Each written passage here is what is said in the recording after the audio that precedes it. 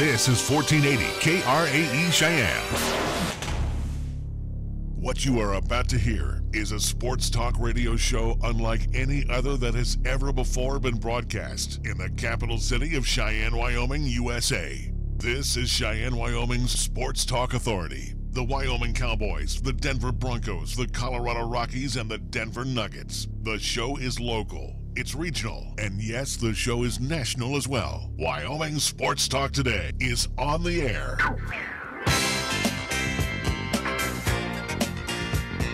If they're talking sports on the radio in Cheyenne, this is the place it happens. This is Wyoming Sports Talk Today. And a good Monday afternoon. Welcome to Wyoming Sports Talk Today. Larry Proati along with Nick Proati, and today's program being brought to you by Taco John's of Cheyenne. Home of your loaded potato olays. How about the 3-for-5 walking tacos? 6-pack at a pound. Don't forget tomorrow, it's always Taco Tuesday at Taco John's of Cheyenne. Jolly Rogers RV Sales and Service on Highway 30, where they're having a hell of a sale going on. And again, you are a fan of Jayco, you're going to love the sales that are going on right now on travel trailers, RVs, fifth wheels. Jolly Rogers RV Sales and Service. Chick-fil-A, we want to thank Ray and Cindy. They were the supplier of delicious eats this past Saturday up in the press box area over at War Memorial Stadium. The only exciting thing about that game. Exactly. And thank you to Cindy. Had a nice chat with her. And again, food absolutely delicious as always from Chick-fil-A. Remember, they're at the corner of Windmill and Dell Range with 2 convenient drive-thrus. Breakfast, lunch, and dinner served up 6 days a week at Chick-fil-A of Cheyenne. Kia of Cheyenne over on Nation Way telling you and me that the 18s got to go. 19s are on the way, so you're going to find some fabulous deals from Greg and A.J. Miller and the entire crew over at Kia of Cheyenne on Nation Way. Platte Valley Bank, 2 banking locations. You'll catch Rick and the great staff over in Vandehigh, and the eastern location at the corner of College and Pershing. Medicap Pharmacy, for all your pharmaceutical needs. You will see Gene and the great staff over on Bluegrass Circle next door to Texas Roadhouse. Lennox Auto Body ×2. The Auto and Truck Repair Center on Dunn Avenue, and the Auto Glass and Detail Center on Pershing Boulevard. First Tier Bank, 1508 Stillwater Avenue. Make sure you're checking in on their CD rates with great annual percentage yields right now. Mondello's Pizzeria across the street at 1507 Stillwater Avenue, Suite D in the Greenway Commons. Paisan Cuisine Extraordinaire, 7 days a week, always fresh, always delicious. Joe makes sure of that at Mondello's Pizzeria. Mars Plumbing Heating, 1515 Logan Avenue. Yesterday, the weather guys say it's 75 degrees, and we woke up and we were freezing our heinies off. Get your heating units checked out right now from Mars Plumbing Heating, 1515 Logan Avenue. And, of course, we go to the scoreboard, which is being brought to you by Pepsi of Cheyenne. Maybe Nick has something. I got something, at least for LCCC. Unfortunately, men's and women's soccer is on a little bit of break, but with LCCC women's volleyball, they were in action this past weekend, as Friday they were on the road at Central Wyoming College. They got a 3-0 victory there, and on Saturday they were at Western Wyoming Community College, and they got a 3-2 set victory. So right now for LCCC women's volleyball, they are 15-7 overall. So that's what happened over this past weekend for LCCC. Do want to remind folks, coming up this Friday, 1480 KRAE will be live over at Risky Field between East and Central. It will be the Capital City Bowl coming up this Friday, 6 o'clock kickoff. That has been confirmed by AD Chad Whitworth. It will be a 6 o'clock kickoff, 5:20-ish pregame here on 1480 KRAE, which is going to be heard on 1480 AM, 101.1 FM, 1480KRAE.com, and then video live streaming, as always, on Periscope and the 1480 KRAE YouTube channel. So 5 different ways to tune in for the Capital City Bowl coming up this Friday. Major League Baseball Game 163 today is final between the Brewers and the Cubs at Wrigley, and the Brew Crew are the National League Central champions as they defeat the Cubbies today 3-1. The first time since 2011. And with that win, the Brewers will take tomorrow off. Cubs will be back in action, and they will host the wild card no matter if the Rockies or Dodgers. Because they have a 2-game advantage. That's right. So they will be the host team for that 1-game playoff. And we move to the top of the 4th inning. There's no score at Chavez Ravine between the Rocks and the Dodgers. The Rockies have yet to get a hit. Dodgers have 1 hit in the contest. Again, no score, top of the 4th inning. David Dahl at the plate right now for Colorado. Our scoreboard brought to you by Pepsi of Cheyenne. Yo, this is your cup holder talking. You know me, the little round thing between your car seats. Now, listen, we need to talk. Now, I normally have a nice cold bottle of Mountain Dew in me, but at the moment, I'm empty. That's right, no Mountain Dew. Nothing in here but a couple of quarters and a dime. A fully capable cup holder like me just carrying your loose change, it's embarrassing. Look, I'm not made for loose change. I'm round like a bottle of Mountain Dew. Glistening, cold, and delicious. I'm made to keep Mountain Dew within reach at all times, so you're never far from that incredible bold citrus kick whenever you need it. Just inches from your hand. So find the store already, grab some Dew, toss it back, then place that bottle where it belongs, and put that loose change back in your pocket. Mountain Dew. Do the Dew. You're listening to Cheyenne's new Sports Talk Authority. This is Wyoming Sports Talk Today on AM 1480 KRAE.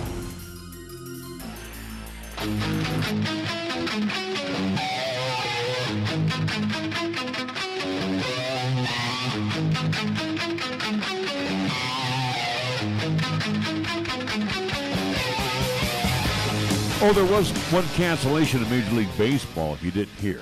It was a just-in-case game that was being held out for today. That was between the Marlins and the Pirates.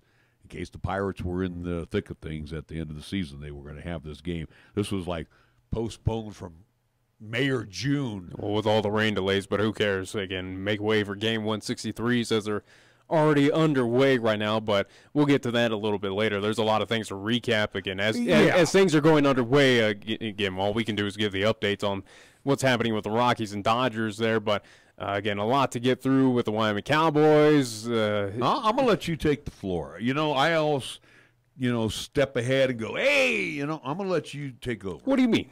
Well, do you want to go Cowboys first? Do you want to go NFL? We could go high school? We could go with Cowboys, start off with the bad news, get it out of the way, because also, too, I brought up some interesting kind of stats, especially of former head coaches with the Wyoming Cowboys, where something we talked about and we've been speaking for quite some time, especially looking at Craig Bohl's current record.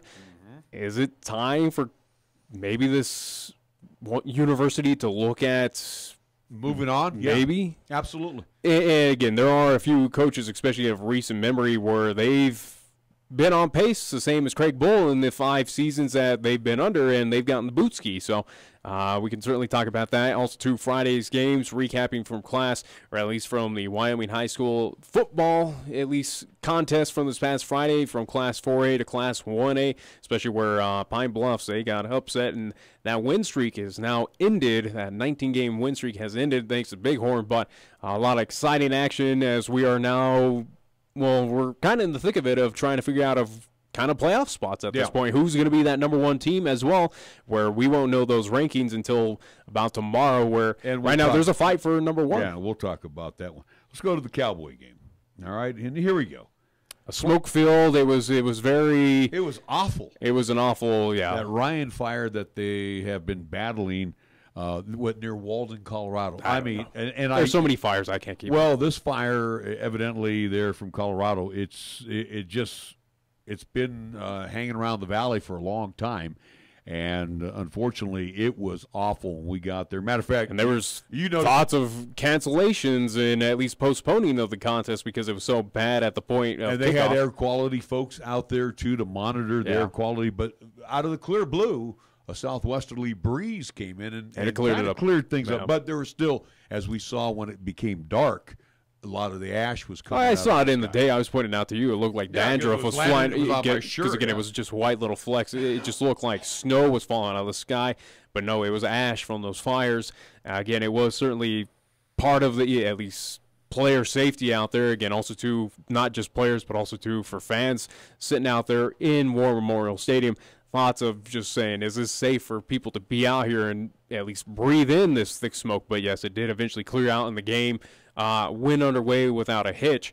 This one, a 20-point win. Yes, Boise State did cover the spread of that 17 points as I thought they would. Right. No surprise, at least on my end, that Wyoming did not compete. Boise cruised in this one. At the end of the day, I'm not surprised. Does not upset me. Does not, in my opinion, Wyoming, should they have beaten Boise State at home? No, not really. This end result is what I expected. Should the Cowboys been more competitive? Absolutely. They weren't. Not with this offense. Again, aside 14 from the points. Nico Evans run, and one thing that Nico Evans did prove when he burst through that line, He's got good vision. he's got good speed. He's got good speed and good Not vision. all the fast guys go to Boise State. We have some fast guys too. But it had that kind of, it was that one lucky run, especially right there. I do believe at the beginning of the third quarter. Yeah, first play. Yeah, it was the first play of the at least of the second half. It was just one of those kind of rare luck plays of, hey, you found a hole and just no one was paying attention on that Boise State side, and Nico Evans just goes in for the easy TD. But other than that, though, offense of the Cowboys, they struggled throughout that whole game just to barely get past the 50, and when they did, they either ran into penalties that backed them up even further or at least back behind their own 50. It wasn't pretty. They fumbled punts. They almost muffed. They muffed the punt. They almost got a few blocked. I think they had one a hand on. They had one. One got blocked. Yeah, and then the one that he fumbled. But that tells me, and again, also too with what happened on the punt side, but also too again Tyler Vanderwall running for his life throughout this contest. There are issues with the line. It seems with the linemen right now that the Cowboys have, there is major issues in my opinion. Nick, you and me, and I showed you that on the board when they showed highlights of the Cowboys beating Boise State 2 years ago, beating them at the War. We saw Josh Allen highlights. What was Josh Allen doing? He was running for his life. He was running for his life, and he was making great plays because he was a good ad-libber. Nothing against Tyler Vanderwall. Again, I think Vanderwall, he can be that person, but he's not there yet. We see stints of it. Again, I keep on saying, he looks like Josh Allen, but he's not at that level. And again, I think that's just with being the redshirt freshman. Here's what I'm driving at. The play calling again sucked. We got out first down 29-11. Kind of expected that, but I mean, it's no surprise. How many 3 and outs did we have in the first half? Too many to count. It was brutal. And again, and it was 3 and outs, but also too, it was just when you did have a drive, you couldn't even get past your own 50. Hey, to Bowl and Vegan, lose the end around. You guys screwed that one up. I know it looks good on paper, and pros make it look good sometimes. We don't make it look good. It doesn't make sense. It's a lost yardage. Lose that play. And again, I've got to be down on this because this was a terrible effort. I'm not taking anything away from the kids. They busted their butts out there. Well, don't take anything away from Boise State. Again, they are the number 25 ranked team in the nation as well. Again, they are a good outfit. No, you could not expect that Wyoming was going to get the win in this one. Let's be honest. I thought they'd play a hell of a lot better. They did not play well. I think, obviously Vegas odds, at least those odds maker were correct on that 17-point spread. So they knew something a lot more. Well, the touchdown that came at the end, the 72-yard touchdown pass early, I mean, that was just kind of garbage time where, Boise just. That's where you call pad your stats time. Yeah. And luckily they got the 72-yard touchdown pass. But here's your key stats. Rushing. Well, we didn't do too good in the rushing. I was going to say, before the Nico Evans run there early in the second half, by halftime, you were looking at negative rushing yards for the Cowboys. That equated to, I do believe, and I tweeted this out, but total yards for the Cowboys at the halftime was about 78 yards with about minus 10 of rushing. Pretty pathetic. Yeah. And again, Tyler Vanderwall, he wraps up the day with 214 yards. 72 of them came on right at the end. Yep. I mean, this was not a picturesque game for the Wyoming Cowboys. It tells you how conservative they are. Also, too, with Tyler Vanderwall, where you look at compared to Ripon with Boise State, he goes for 42 attempts. He completes 28 of them. Tyler Vanderwall only sees the ball, or at least passes the ball 25 times. Completes 15 of them, which is not awful, but again, you're talking about almost half of what Ripon had to at least have the option to with Boise State. So is it another situation with Vegan and that offensive coordination being conservative with Tyler Vanderwall? Were they lying to us of saying, hey, we're going to open up the playbook for this guy now going into the Mountain West Conference? Where was the cavalry? Yeah, there is no cavalry. The cavalry. And you want to talk about plays? How about 40 50 plays for the Cowboys offensively, and for Boise State, 89. Yeah. That's like the varsity and the junior varsity right there, pal. Yeah. And again, I'm not beating down the Cowboys. I'm telling you guys right now. I give credit. I give credit to Vanderwall again. He gave a decent effort again. It's a really good team. Nico Evans again trying to do his best of what he did, having that one long run and being the top at least rusher in the contest again for 141 yards. But you shouldn't have expected a win in this one. It was going to be a loss. It was just how competitive were the Cowboys. You were hoping. Wait a minute. You were hoping for after the bye, Nick. You were hoping that this team got healthy, and they did. And some key performers were back. They got Fort back. You got Evans back. Nico was back. You got Bigelow back. And the defense, as much as it was on the field, what did I tell you? I mean, their tongues had to be hanging by halftime. We saw the time. You don't have to tell me anything. This is stuff I've known for quite some time. And about again, this team. too, you watch, and we're sitting up there, and you watch this brain trust, supposedly watching the same game that you and me are watching from upstairs. They got TVs up there. Who knows what they're watching? I don't know, but you know what? The time has come. The time has come. No, you know what? We get so amped up over bowl games, and again.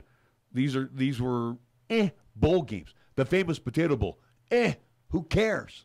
But you know what? It does have that feeling, especially a lot of these bowls where it's kind of like the CIT, CBI tournaments of going, all right, hey, everyone gets to participate in postseason. It almost feels like that of like, oh, okay, cool, New Mexico Bowl, yeah, you barely got 6 wins, go have fun. Well, but that's why and again, as we've been talking about Craig Bohl's record, he's under his 5th season here, or at least currently underway. But looking at a few other Cowboy coaches, especially of recent year, go back to 2013, 2009, Dave Christensen.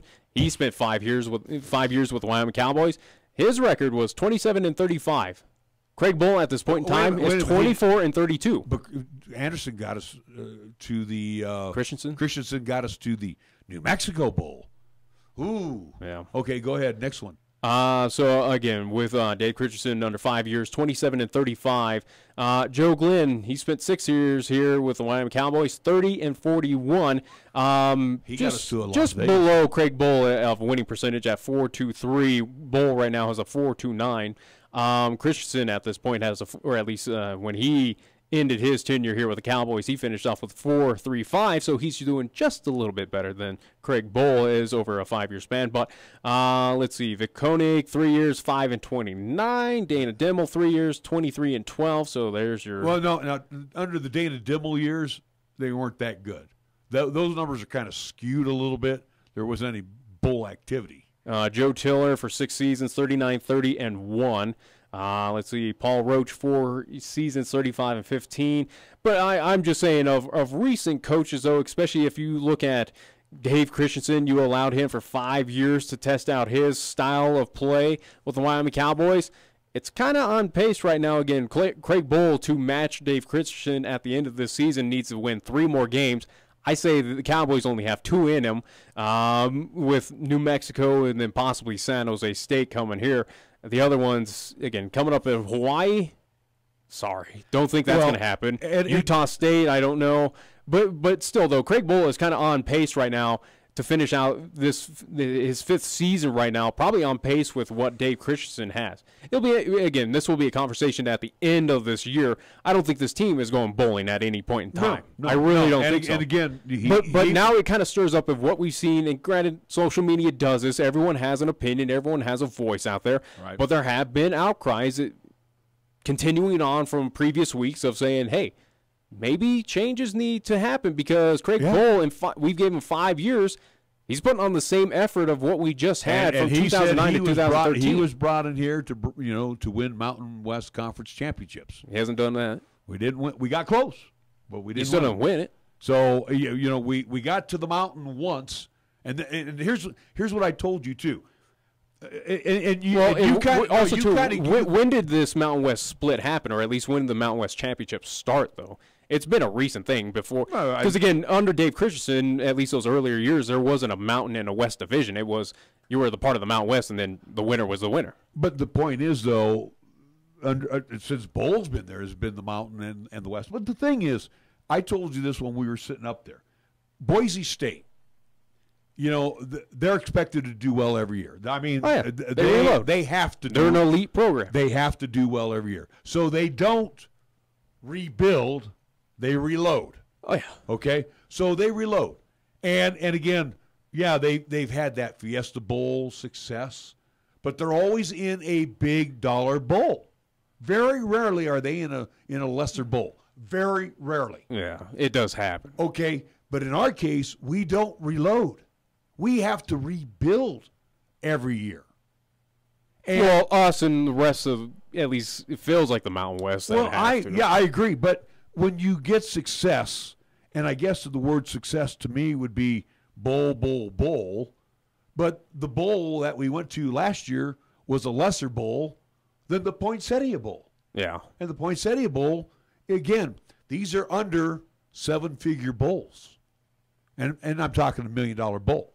Well, like that's also, too, again, just deals and everything with the Mountain West. But I'm saying, though, we're not going to anything that is prestigious. We're going to nice holiday-type bowl. Then I'll ask you, and this is also something for the fans, as kind of like a poll as well of going, well, when we hired on, or at least when the university hired on Craig Bohl, what was the expectation of other than winning the Mountain West Championships? Were we expecting to make it to, higher than the Las Vegas Bowl or something? Again, maybe I'll toss out like an Outback Bowl or a New Year's Eve, one of those bowls. Is that what we were kind of expecting when we hired this guy on? You and I have already discussed. I'm just saying, what were the expectations minus the Mountain West Championships, which he hasn't done yet, but also too, again, of preseason bowl or at least postseason bowls? What else are we expecting out of him? Well, we were expecting. That's why I'm not beating you. I'm just trying to figure that out. Conference championships.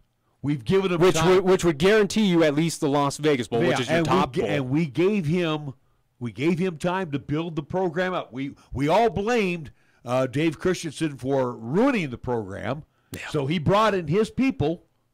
And as a matter of fact, they were starting as freshmen because he had to rebuild real fast. So he's rebuilt, and now we are down. So, I mean, what happened from the cupboard is bare to the cupboard is full to now? The cupboard didn't get bare after last season. Yeah. Yes, we lost Josh Allen. Yes, we lost all that great receiving core the year before. But there are guys that we have recruited that can catch the ball. We got guys who can throw the ball. We got guys who can hand the ball off. But we have a crew over there in Laramie that call the same dried-out plays. They call the FCS offense is what they do. It is. And that's when I went to the social side to say, hey, this FCS offense is not doing anything. Go figure. But, again, I just want to pull up those at least standings or at least the stats for previous head coaches for the University of Wyoming. Again, if you want to compare to the counterpart of what we just had with the Wyoming Cowboys, again, Dave Christensen in his 5 seasons, which was full total of 5 seasons, 27-35. Craig Bohl under 5 seasons is 3 wins behind that same mark. And again, if my projections go correct of this Wyoming Cowboys team, I think they only have 2 wins in them. That puts them at 26.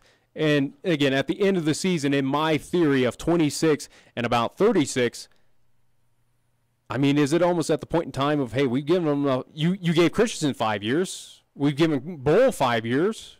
Is it time to move on? Is it time to change the guard here with the Wyoming Cowboys? Well, again, where I stand with the offensive coordinator. I think his play calling is absolutely atrocious.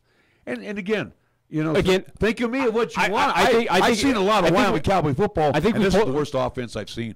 It's pretty pathetic, but it kind of goes into a Denver Broncos kind of scenario with Vance Joseph of, hey, all this falls on him. I think the same, as much as you kind of want to put blame on Coach Vegan out there with the Cowboys, you got to point fingers at right now the head man, and that's Craig Bohl. He's not producing.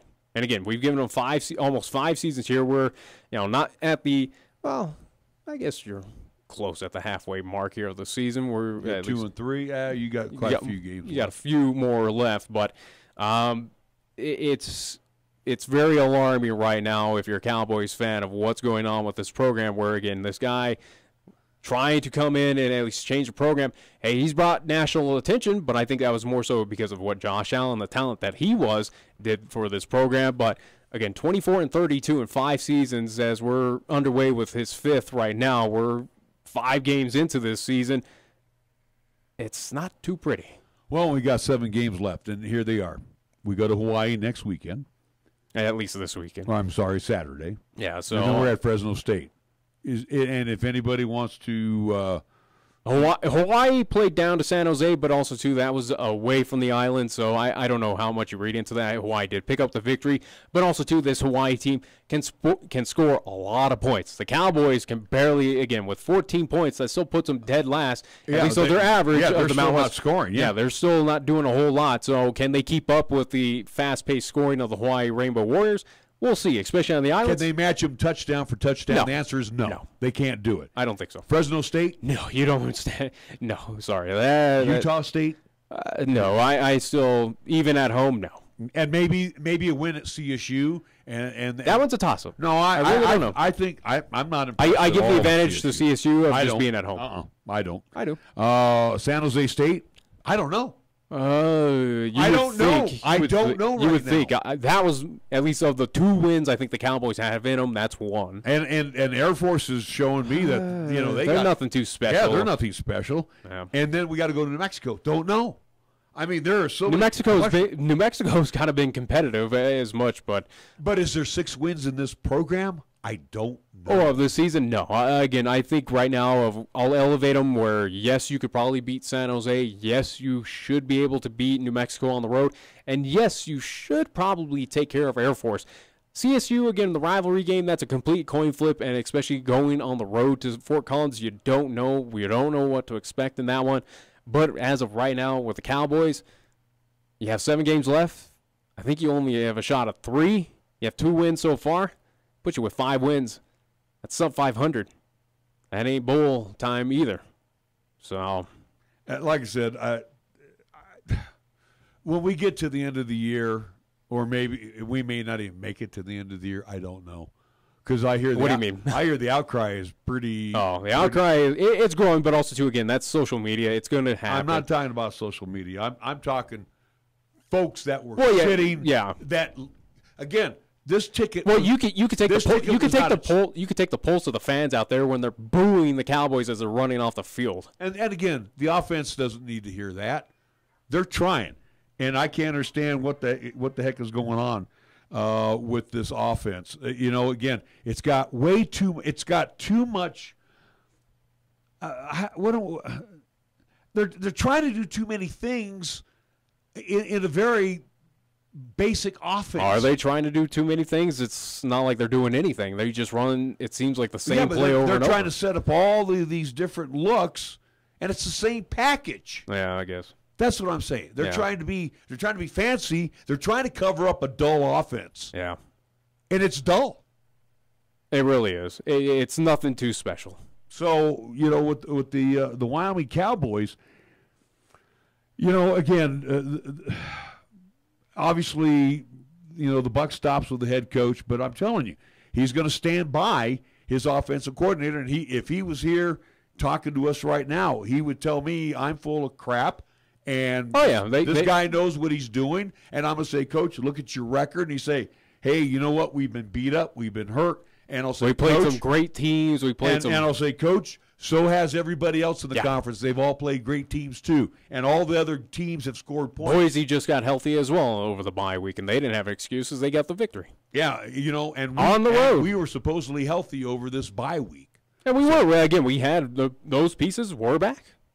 So I sit here and I'm not gonna. Like I said, I was on the bandwagon. I have jumped off it, and I'm gonna stay off of it. Because I am witnessing this. You just had your expectations way too high with this. I think a lot of fans did. I told you to Peter. I think a lot of fans had the expectations way too high because this defense was going to be the powerhouse And I told you. The defense is a powerhouse, but again, I said I could live. You still need to put points on the board. I said I could live with 21 to 17 games. I knew the offense. This team can't even score 17 points at this point in time. Yeah, it's got a lot. They're lucky if they even get it. If it gets into the 20s. It'd be a miracle for the 22,000 fans, and a lot of them from Cheyenne. I don't know. Did you guys think that Boise's defense was all that great? I mean, we sat there and tried to compare. Again, Washington State. I think Boise's a great team and everything, but I think there's good. Yeah, I'm not going to take nothing away. They're nothing too special, at least of what I've known of the Boise State Broncos of previous seasons. But again, Rippion's a good quarterback. Give him his due. If you want to compete in the Mountain West, if you want Mountain West championships, you got to take down teams like this, especially when you have the chance at home to defeat them. Yeah. You have to, because again, guess what? Boise State, if you want to upend them, a team that was picked to be number one in the Mountain Division and possibly win the Mountain West Conference, if you want to compete, you got to take these teams down. And I'll let Coach Bowl. There are no excuses. Coach Bowl and Coach Vegan know that Ripien started as a freshman as well. Yep. So we're not going to throw the freshman. And I think they went to a bowl game that year too. I think they've gone to a bowl game every year that Ripien's been the quarterback. Yeah, I do. And they're going to go again this year to a bowl game. Oh yeah, there's no doubt. So, here's the way I am with Wyoming fans. If you like going to meaningless, good old-fashioned Christmas time bowls, then we're going to go to them. We're not going to go. We're not this season, I'll tell you that. But I mean, you're going to be fortunate. Again, I know, but I'm just saying. If you want to go to these Arizona Bowls and you want to go to the Poinsettia Bowl and you want to go to the famous no, I'm just saying, Nick, let me finish. If you want to go to lackluster city bowls, then keep the coach. Yeah. Keep this offense. Keep everything about this program intact. And again, I temper back on that, where this is also to a university that it is not really known for winning, or at least being a very elite program. It might have been decades ago, but of recent, it's, again, you look across at least War Memorial, again, it's been pretty dry, especially in the 2000s. I'd say for a few decades of it, it's pretty dry of bowl games. It's nothing like the elite classes of Ohio State that can get it done, or Penn State that goes to bowl game to bowl game to bowl game, that, the postseason is just it's a secondary nature for them. But it is, I get it that, hey, these minor bowls, as much as they are minor, of New Mexico, the Potato Bowl, whatever, again, hey, it is a big thing because it's very rare here in these parts for this team. But also, too, if you want this team to elevate itself, yeah, you do need to make the hurdle. Sorry, you can't set your bar low enough to go, yeah, the New Mexico Bowl is what I want to aim for. Right. No, you want to aim for that Las Vegas Bowl. And as you were talking about your expectations of winning those Mountain West championships, good, that's where you want to be. Well, you said something we're not about there. Boise. You want to be ranked in the top 25. No. I never thought in my lifetime that the Cowboys would ever be in the top 25. Even so, if you're not ranked, but you want to get at least a mention, you don't have to necessarily be in the top 25. We are not an elite 50 team. Oh, no. If they choose the Power 5 conferences, do that for the FBS. We're toast. No, yeah. We're toast. Wyoming would probably, you'd have to move down to the Big Sky. You and me already set up the conference. It would be both Montanas. It would be probably North Dakota, South Dakota, CSU. What are you talking about? If we had set up the conference for Wyoming, going on the next level. To be competitive. Yeah. I mean, that's what's going to happen. I don't. Well, think again, so. Like I said, you'd probably move them down to be at least a part of the Big Sky in the FCS and deal with those teams again, where you have Northern Colorado, you have the two Montana State. You would see the Idaho Vandals. You would see Eastern Washington. Teams of that nature that would be, again, down in that lower division. Obviously, the Cowboys are not going to entertain that at this point in time, obviously, because, again, you're going to lose out on a lot of money. But here's the thing, too. Well, you're going to lose out on a lot of fans when you start, again, if I'm not mistaken, that Boise State ticket was $75. Yeah.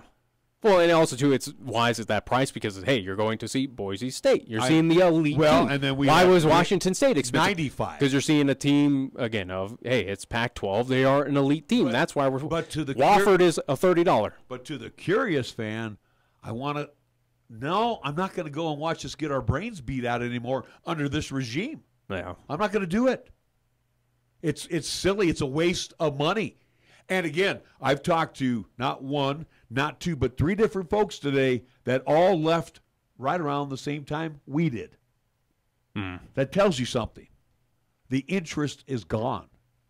I wouldn't say it's gone, but it's a slow downhill right now. Again, you got a few weeks right now before the next home contest coming up. I do believe October 20th, which will be Utah State. All right, so they go to Hawaii. Let's just throw this out there. What are you talking about? The Cowboys going to Hawaii this week. Well, I'm talking about home crowds, but whatever. No, let's talk about going to Hawaii. They get beat 35-10, just for argument's sake.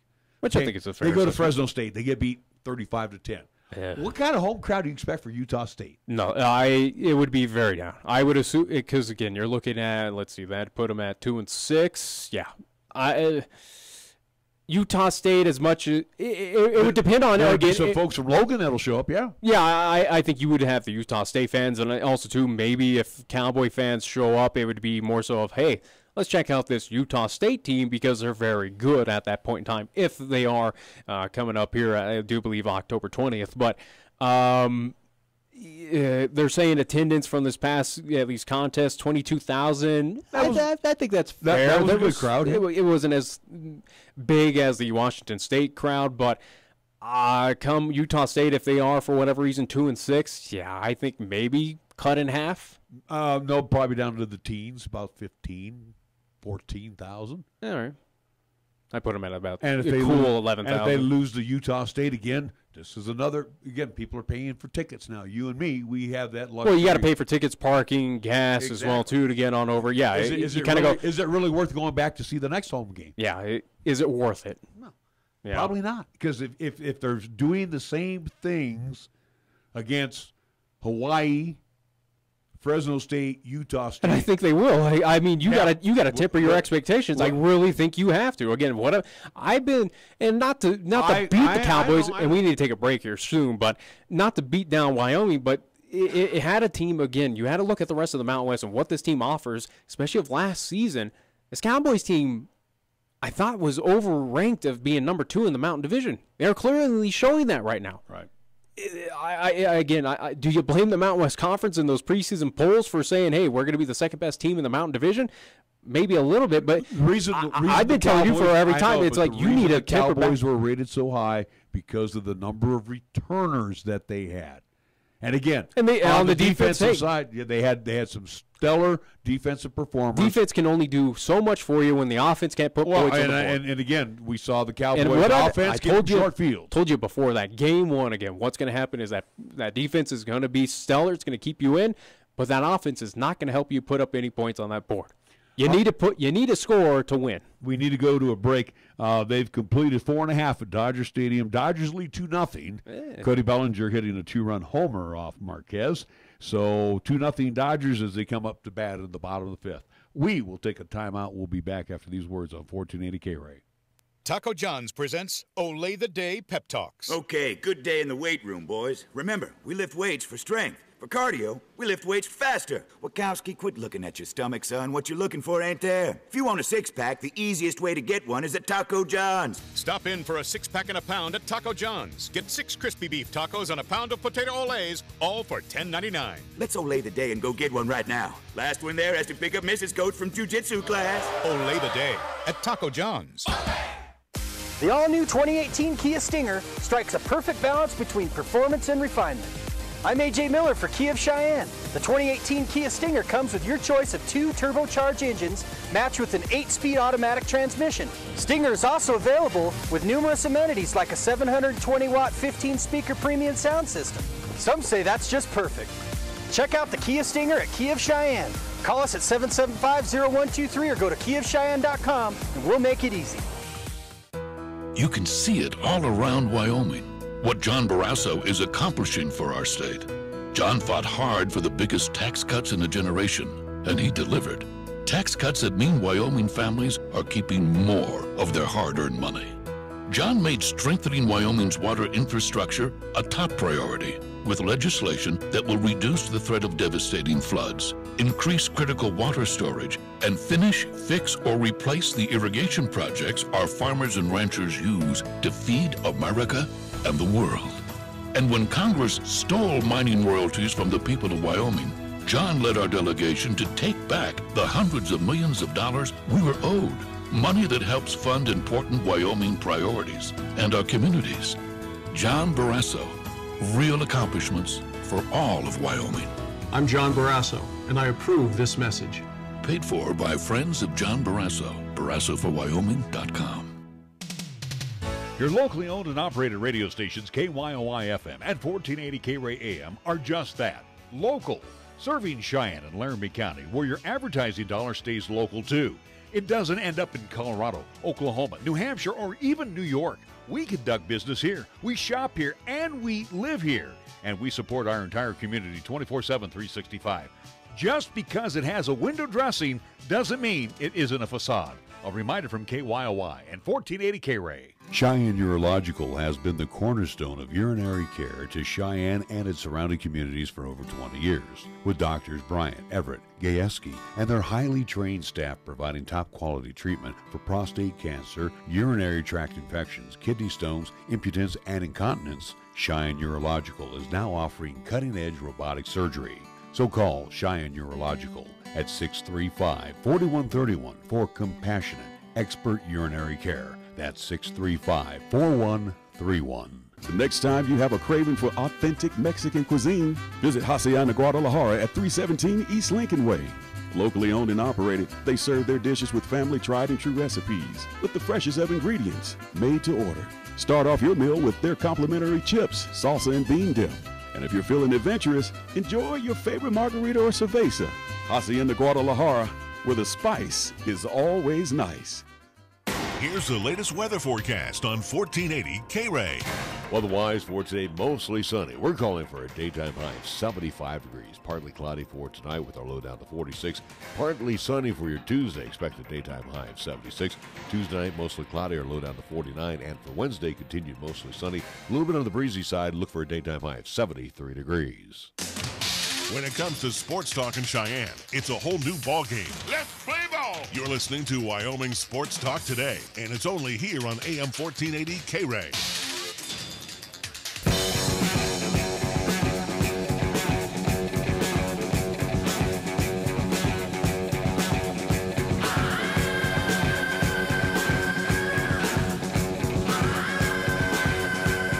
Welcome back to Wyoming Sports Talk today. Since I've been doing most of the whining and Nick knows everything about the Wyoming Cowboy program. You know, one thing that we didn't mention, too. I'm just saying, at this point in time, who's been correct about this team? Yeah, I know. Well, and what bothers me about all this, the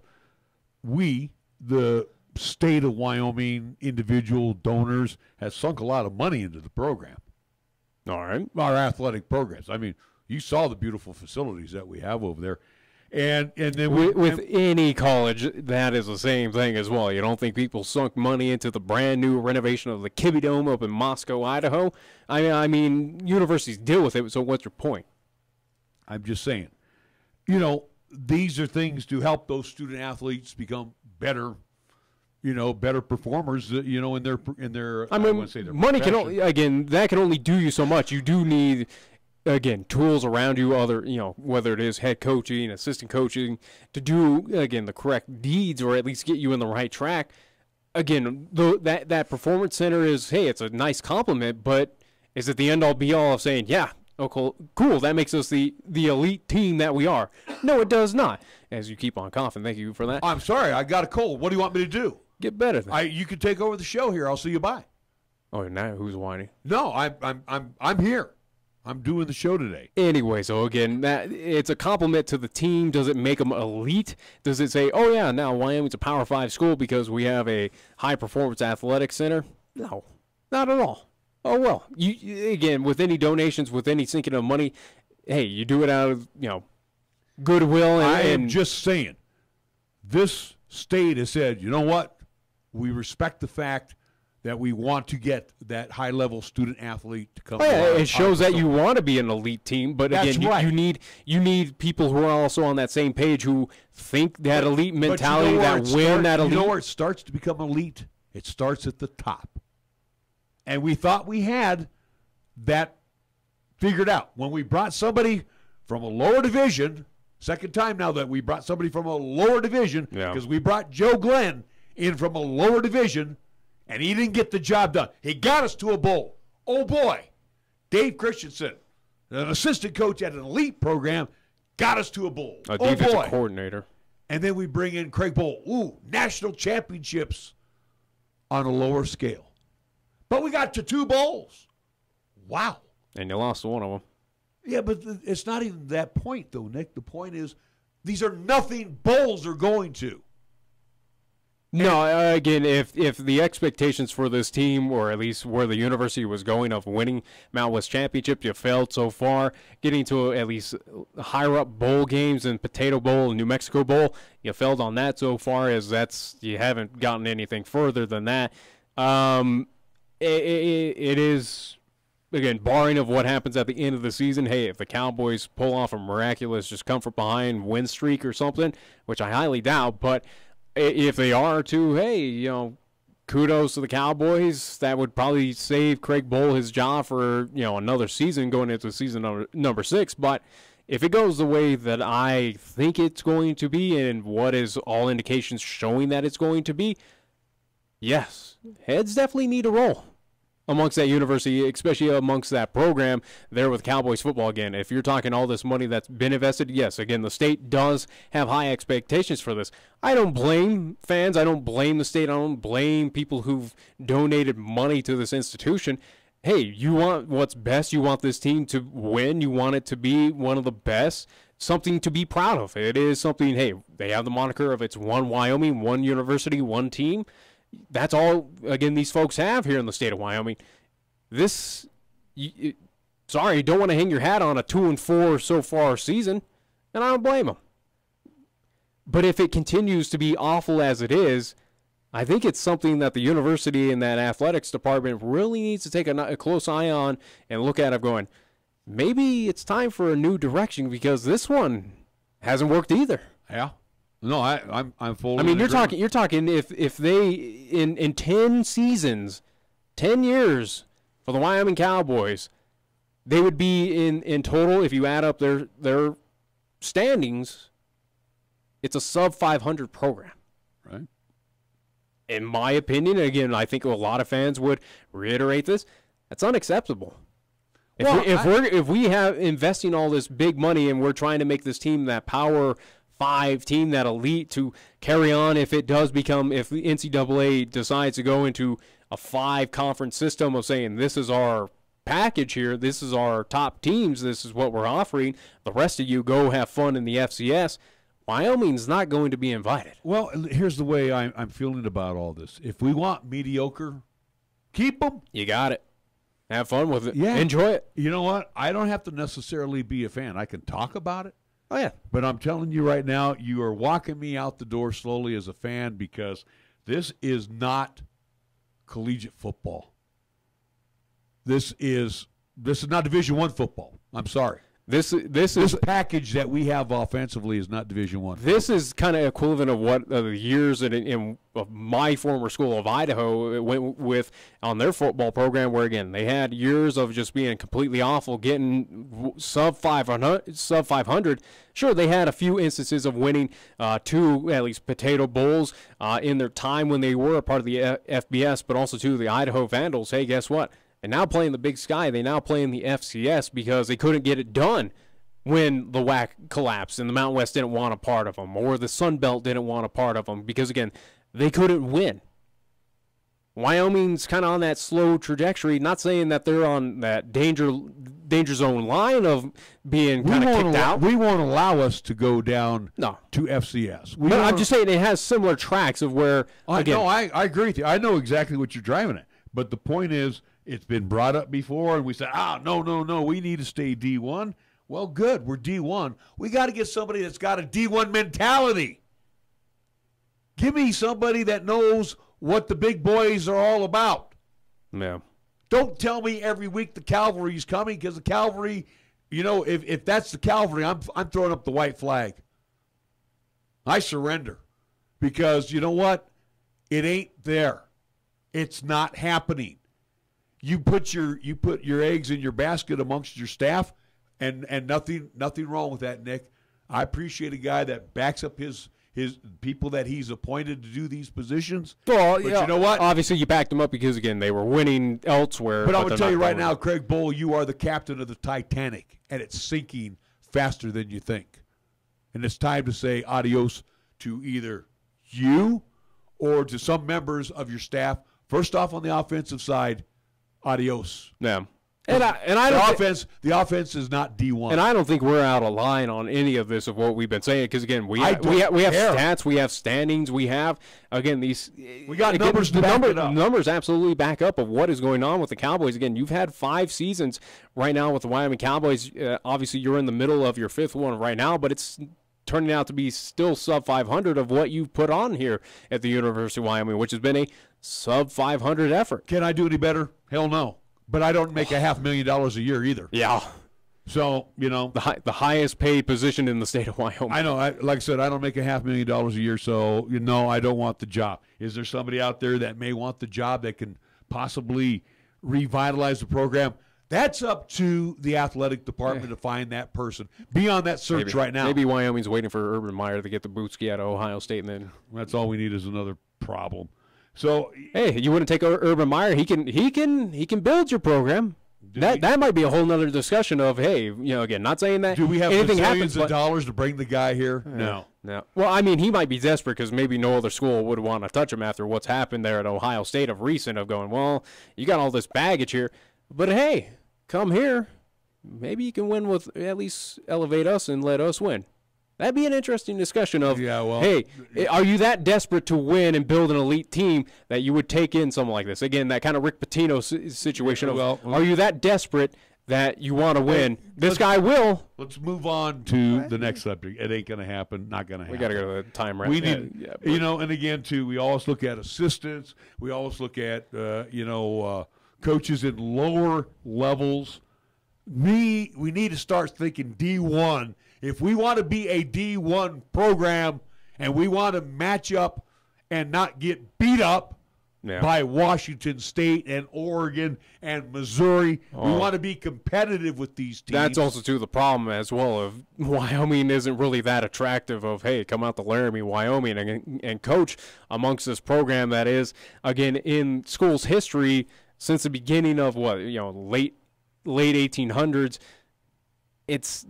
it's a sub 500 program. It's a sub 500 university. It is yet to have at least again. It's had its moments. It's had its moments, but it's not Ohio State. It's not Penn State. It's not Texas. It's but not again, every all one, these every one of those areas. universities always reload. Yeah, every year. Yeah, we would like to be that again, where you are a D1.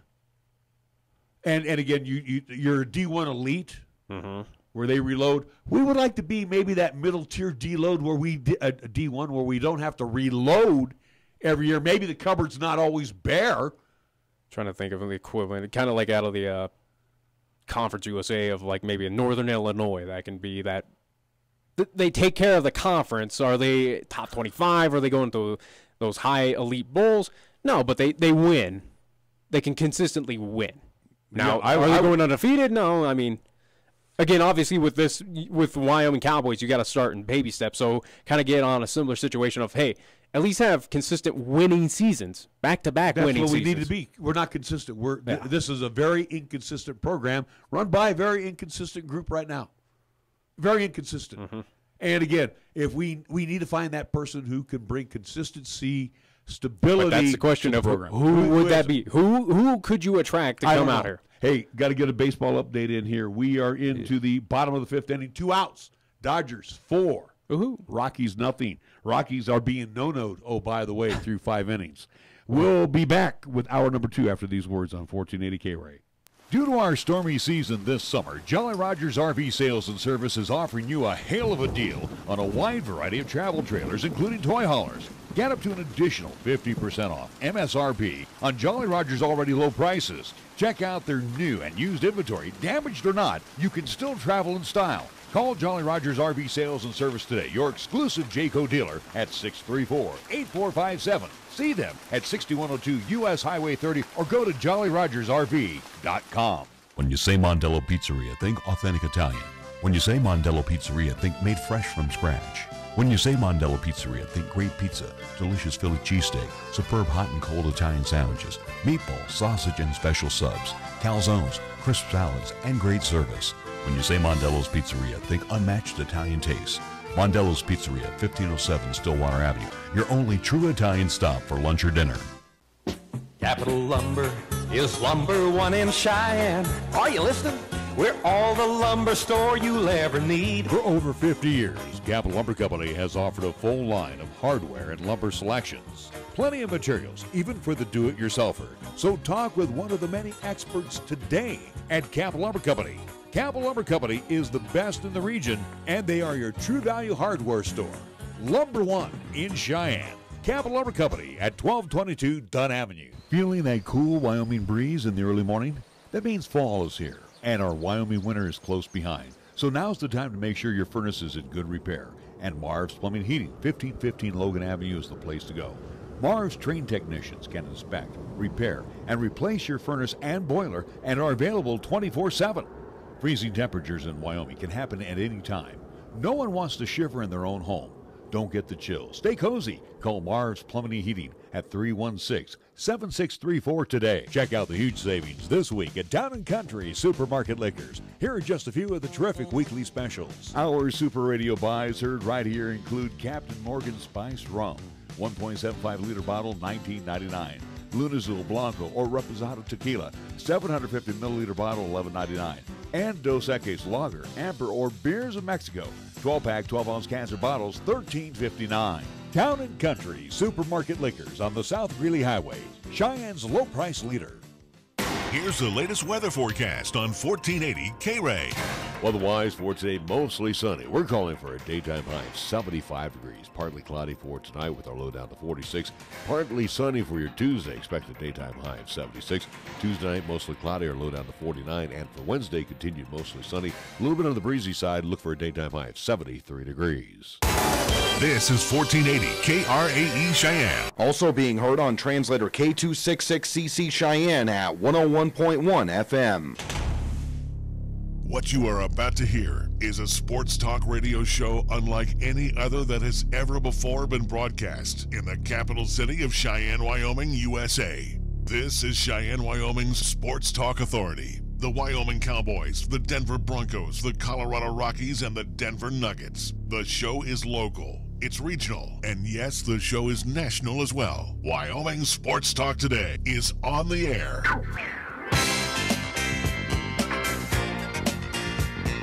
If they're talking sports on the radio in Cheyenne, this is the place it happens. This is Wyoming Sports Talk Today.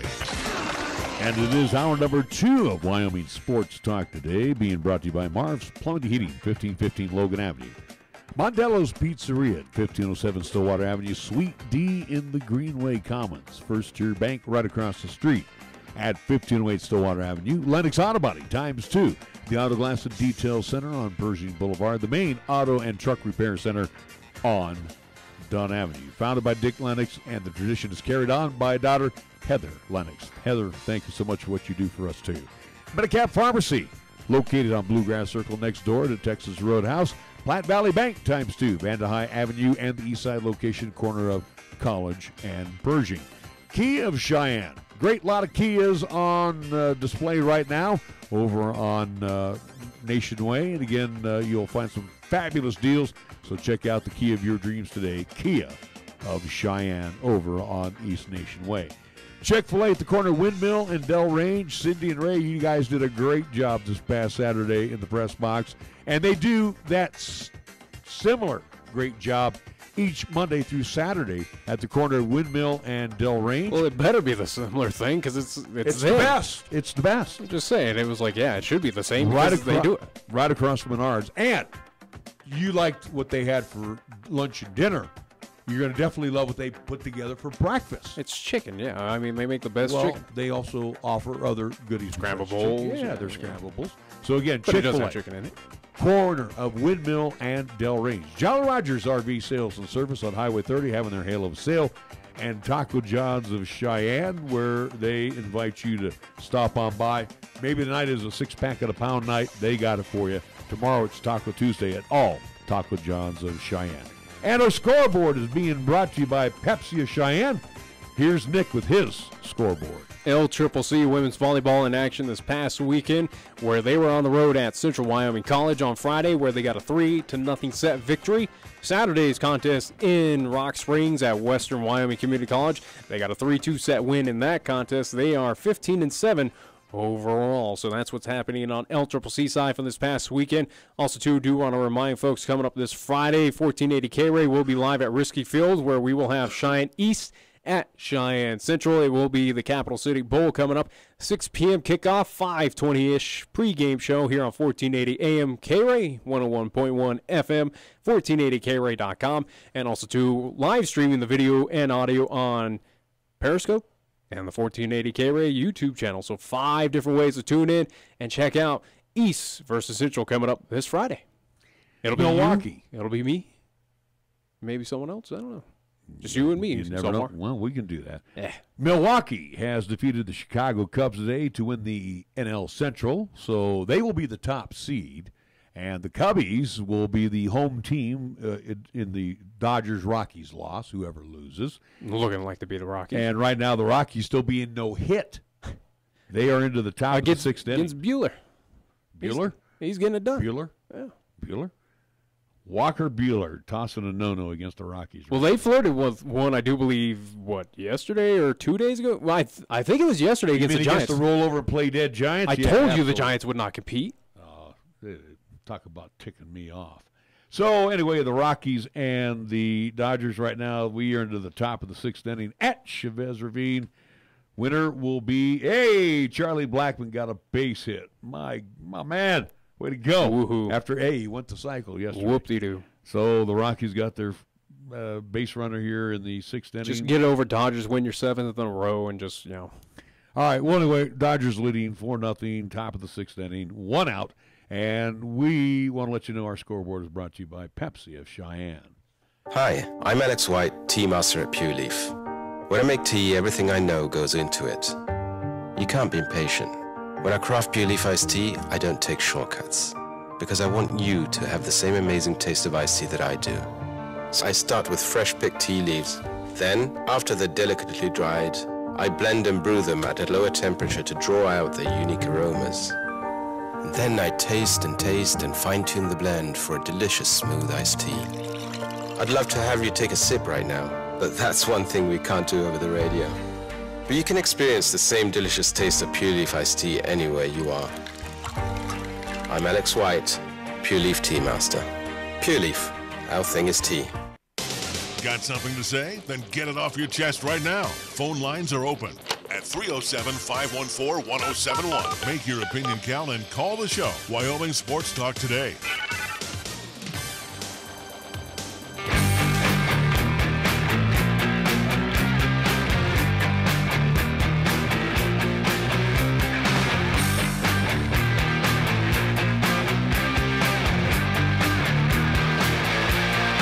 It is a Monday and so much to talk about, and we're going to probably run out of time, so we're going to try to get through some of this stuff pretty quickly. Funny, do you even know the title of this song?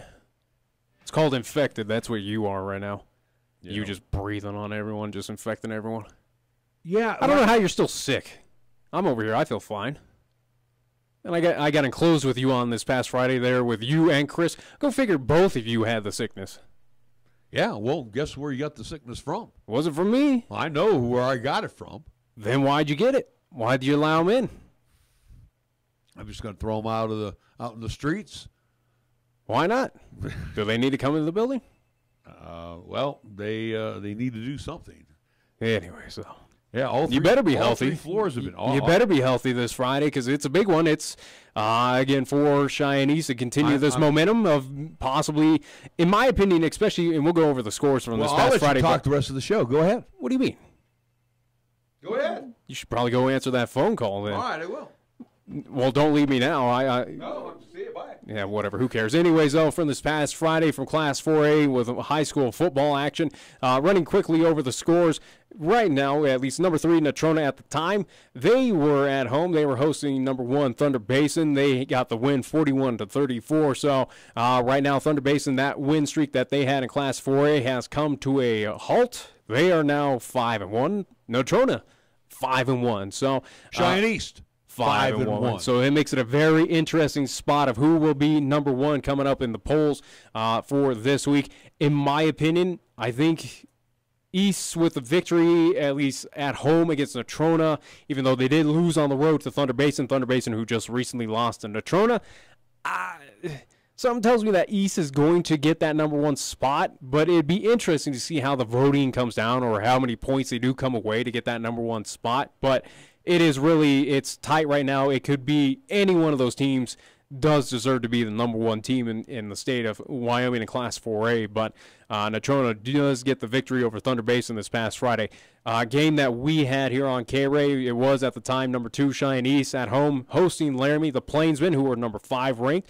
It was East getting at least coming away with a 31-14 victory in that contest. And what can you say? East a little bit came out a little slow there in the first half, as they've kind of been in the contest that we've seen them. But other than that, though, they took care of Laramie. Laramie got a few, as kind of at least equal to the Nico Evans kind of touchdown for the Wyoming Cowboys. They got lucky on a few, at least on their scoring plays. The Tuggle one, that Baxter Tuggle touchdown. Yeah, that was actually like Nico Evans. I mean, he just exploded through. Yeah. But it was one of those lucky plays of, hey, again, you miss one tackle and then boom, you're off the races there for a TD in that one. But East overall in that contest with the Thunderbirds, pretty easy, at least contest for them. I'm going to disagree with you. There wasn't any moment that I was. Coach Goff was a little concerned because he went in halftime and had a little chat. Again, we saw the same thing go on against South. And then they come out in the second half, and they're a little bit better.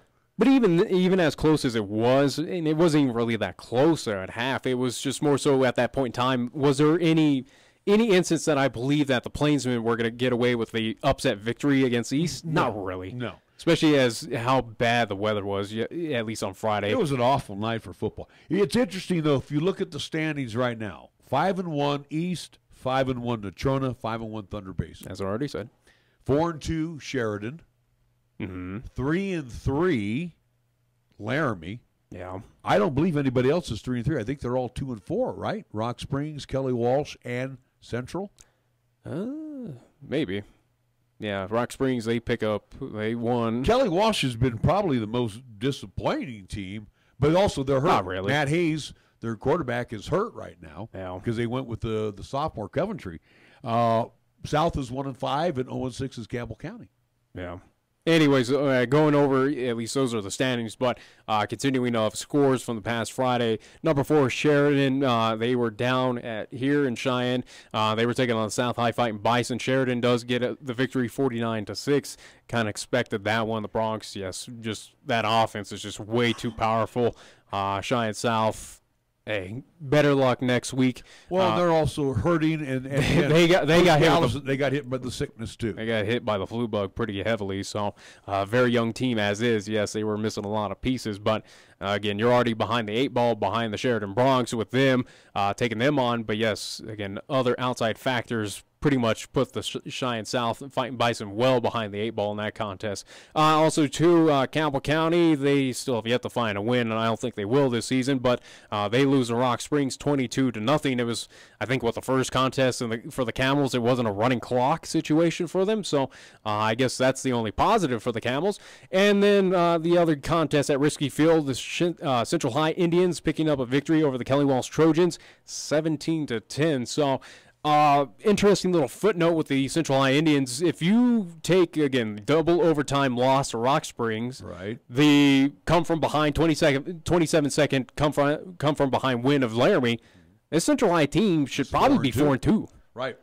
And I think they're better than what the record indicates, again, where they are 2-4. They would be a solid 5th place, but let me tell you this. If the standings wrapped up today, I don't think Central wants to go to Sheridan and play Sheridan again. No. It'd be 4 versus 5. No.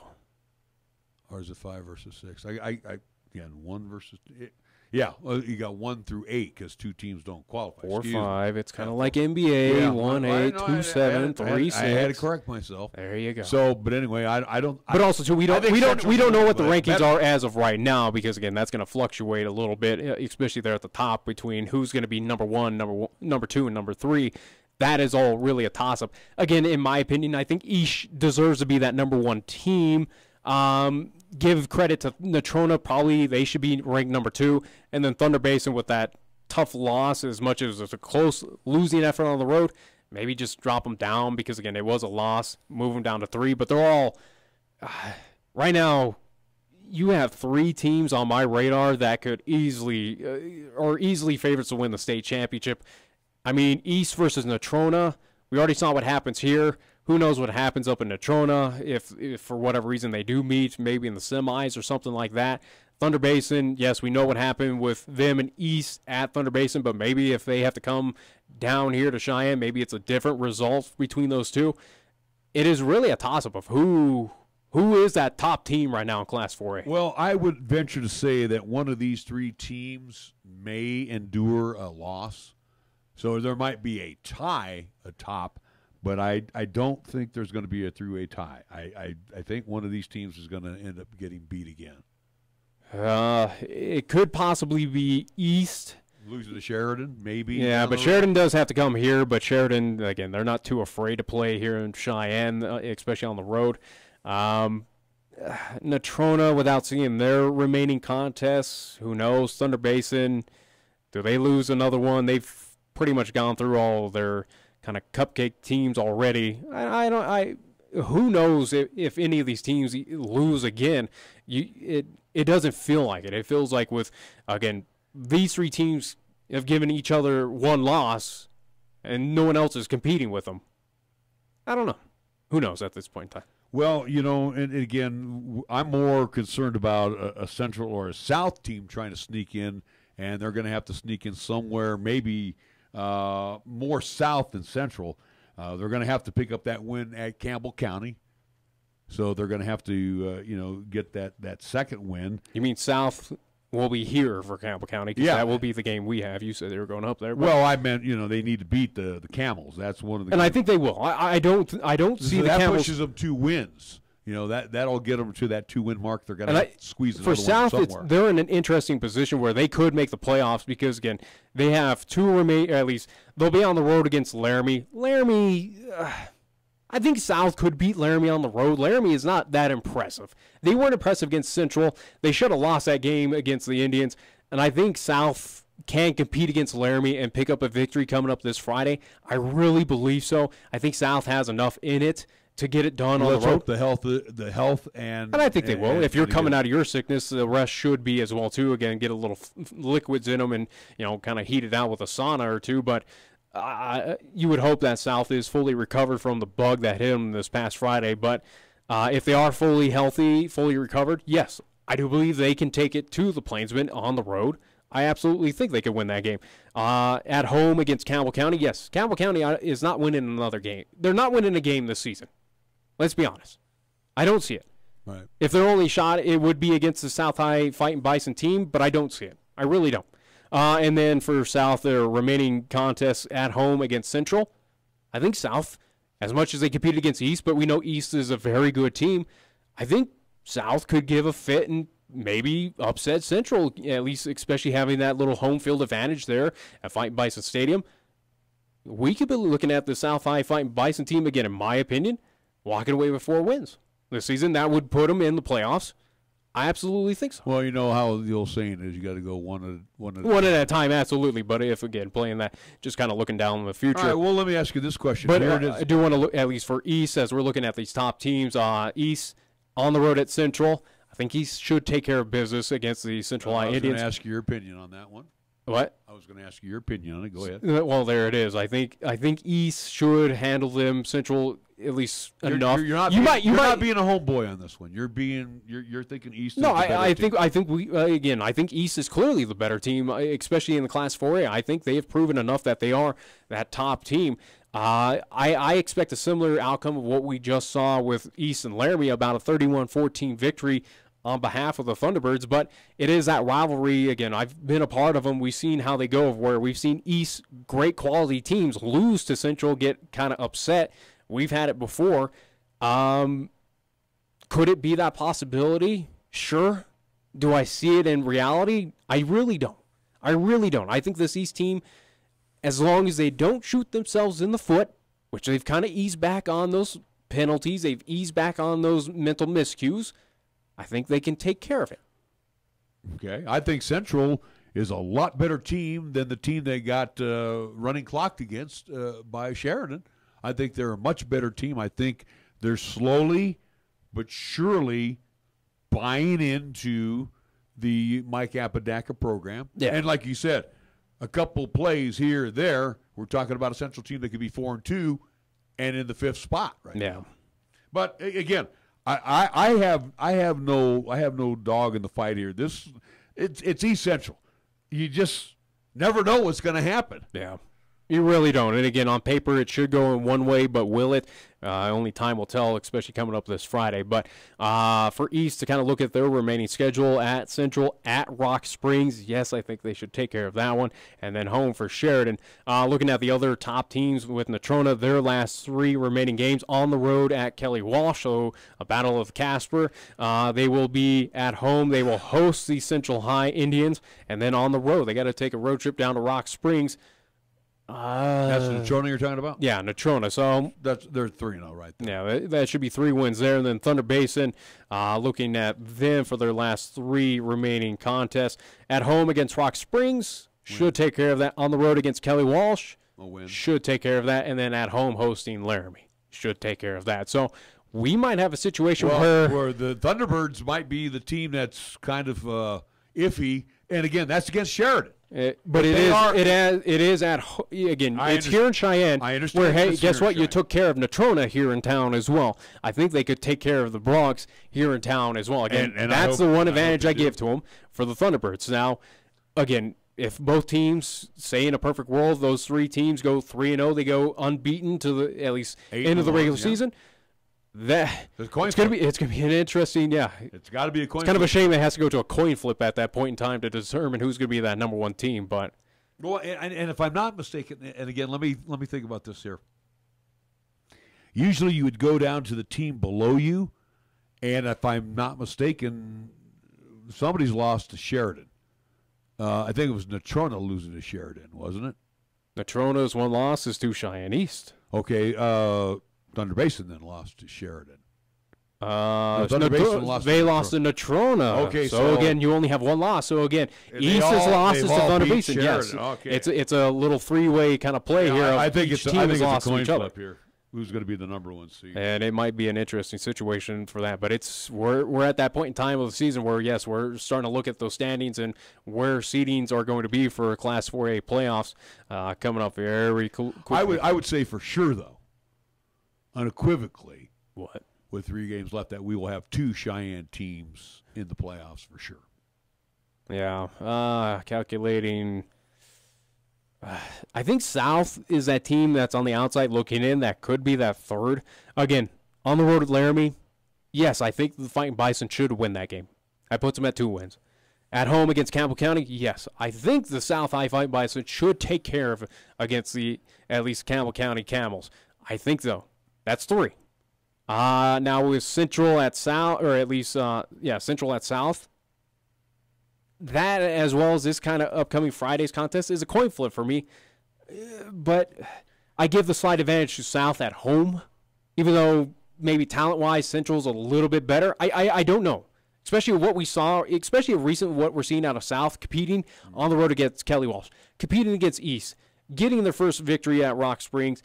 Yes, it is Sheridan at home. Sorry, that was kind of bound to happen, so that might slow down that little momentum that they had. But, and again, too, you got to understand, all Pistons weren't firing for the they were clearly behind the 8 ball again. Yeah, no, I mean just the illness. And I'm just hurts. saying, yeah. So they were a little down. So hopefully they'll have that extra week to get better and feel better, and hopefully things will develop a little better for the South I-5 Bison. Just going out of Class 4A really quickly as we need to get a break in, but Class 2A for Burns, the Bronx, they got whipped on pretty handily by number 3 Glen Rock. It was a 76-20 finale in that contest. Holy moly! Yeah, it got ugly for the Burns Bronx pretty fast in that one. And you know, again, I'm sorry, again, with the Herders putting on a 76-point whipping, 56-point whipping on Burns, there's no need for that. You kind of take your foot off the pedal. I mean, unless maybe they did, but maybe Burns just had a total meltdown in that contest. But 76 points. Yeah. No, I don't think so. And in Class 1A. Don't forget that either, Burns. Don't forget that. Yeah, in Class 1A, this also, too, was not pretty for another Laramie County team, as it was the battle of number 1 versus number 2. It was number 1 Bighorn putting on a whipping against the Pine Bluffs Hornets 42-7. So the Hornets' 19-game winning streak has been snapped by Bighorn. That one was definitely shocking, especially when it was Pine Bluffs at home hosting Bighorn. And I told you guys when we were up in the booth, I said the Rams have always been a good program, year in, year out. Again, this is what both are, but this is what I talk about. Programs that reload every year. And Bighorn's been one of those programs that reloads every year. They don't have to rebuild, they reload. And they came down here, and they knew that Pine Bluffs had been undefeated, and I said, watch out, these guys are pretty good. Yeah, but again, it is that long road trip from Bighorn all the way out here. It's just like Sheridan but I'm just saying, Pine Bluff is that elite team, too. Again, you're talking about a 19-game winning streak. Yes, they do have a major target on their back. But also, too, you can't just disrespect this team of, again, 2 straight state championships for the Pine Bluffs Hornets. And that one it's a little shocking to get whipped like that at home. And you also have to be on the, these two teams could possibly meet again for the championship. Oh, yeah, absolutely. But you also can't throw out the Cokeville Panthers. They're also a good outfit as well. So you got to be, there's three good teams, but right now Bighorn has proven they are the elite team in Class 1A right now. I'd say pump the brakes on that one. Again, come playoff time. Come playoff time, at least Pine Bluffs, they know how to turn it on. Everybody's 0-0 in playoffs, but I'm telling you, Bighorn has got the ball club this year. All right, we need to take a timeout. We will be back with more. Where do we want to go next? NFL? The National Football League. We're back after these words. Selfless service is the guiding principle that drives Army National Guard soldiers to be always ready whenever disaster strikes. They are your next-door neighbors and your colleagues in schools, offices, and factories. To be a Guard soldier is to stand ready to serve at all times for family, for community, and for country. To learn more, log on to NationalGuard.com or contact an Army National Guard recruiter in your area. Sponsored by the Wyoming Army National Guard. Aired by the Wyoming Association of Broadcasters and this station. Taco John's presents Olay the Day Pep Talks. Good game, boys. You showed some real fight. Like when Wachowski put that hit on our own mascot. Solid work, son. Okay, Friday was for football, but Tuesday is for tacos. Taco Tuesday at Taco John's. It's a sacred holiday where we eat tacos repeatedly until I get full. Save big every Taco Tuesday with crispy beef tacos for just 99 cents. Get some rest, boys, because come Taco Tuesday, we olay the day. Olay the day at Taco John's. You can see it all around Wyoming, what John Barrasso is accomplishing for our state. John fought hard for the biggest tax cuts in a generation, and he delivered. Tax cuts that mean Wyoming families are keeping more of their hard-earned money. John made strengthening Wyoming's water infrastructure a top priority with legislation that will reduce the threat of devastating floods, increase critical water storage, and finish, fix, or replace the irrigation projects our farmers and ranchers use to feed America and the world. And when Congress stole mining royalties from the people of Wyoming, John led our delegation to take back the hundreds of millions of dollars we were owed. Money that helps fund important Wyoming priorities and our communities. John Barrasso, real accomplishments for all of Wyoming. I'm John Barrasso, and I approve this message. Paid for by friends of John Barrasso. BarrassoForWyoming.com. Here's the latest weather forecast on 1480 KRAE. Otherwise, for today, mostly sunny. We're calling for a daytime high of 75 degrees. Partly cloudy for tonight with our low down to 46. Partly sunny for your Tuesday. Expect a daytime high of 76. Tuesday night, mostly cloudy or low down to 49. And for Wednesday, continued mostly sunny. A little bit on the breezy side. Look for a daytime high of 73 degrees. You bleed brown and gold? So do we. Wyoming Cowboys football and basketball is always front and center on this show. This is Wyoming Sports Talk Today, and it's here on AM 1480. KRAE.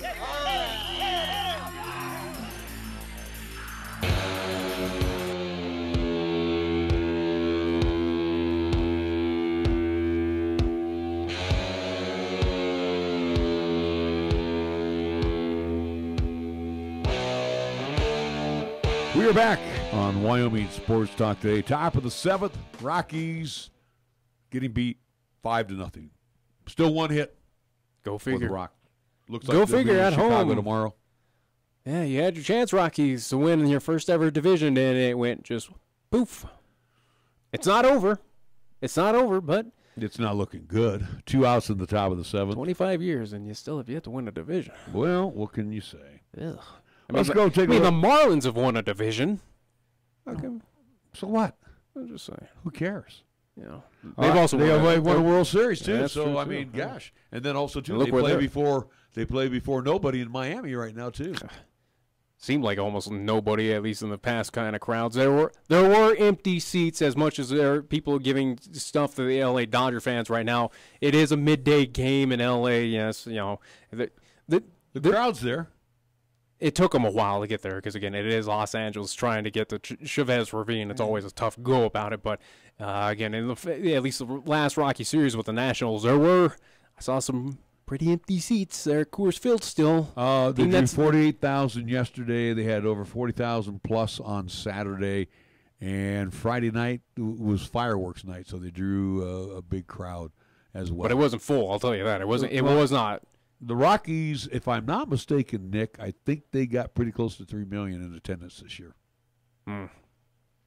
Not bad for 80 home dates, 81 home dates. I guess. That's over 30,000 plus. Talk about also, too, home crowds. Again, as we're moving on to NFL, talk about we'll go to Los Angeles with the Chargers. Let's look at that game yesterday. There was a lot of weird football games yesterday that had crazy ending. And we haven't even talked about the Thursday night game, which actually turned out to be really good. I don't want to go talk about the Thursday night game. Let's talk. What do you mean? Again, I thought Rams and Vikings. That turned out it was an offensive the Rams offensive fest. And it was pretty fun. It was fun to watch. The Chargers, I thought, were very lucky to win yesterday. Oh yeah, absolutely. 49ers had their opportunities. The 49ers made young mistakes, as always. They are a young team. How about on the kickoff? The kickoff return, because the running back for the Breida, if that is his name? Yeah. Yeah, he was injured or banged up. Yeah. And so he didn't go back on the kickoff return. They bring in a rookie. What does he do? Fumbles the football. Which is going to happen again. It is still a young team. Again, this is...